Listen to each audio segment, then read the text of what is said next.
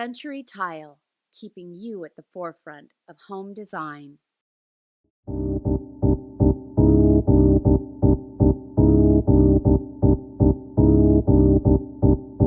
Hi, I'm Suzanne Wynn, and I'm so excited to tell you Wallpaper's back. It's finally back. Yep, but it's back in a little different format.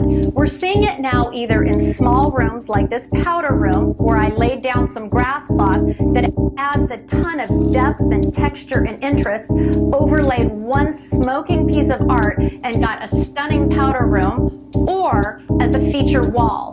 For example, a living room wall, a dining room wall, or a master bedroom wall. That's all you need. Less is more in the world of wallpaper right now.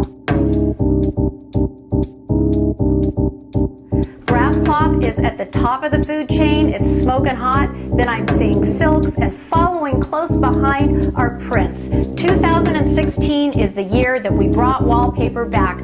I'm Suzanne Wynn, and that is my favorite trend for 2016.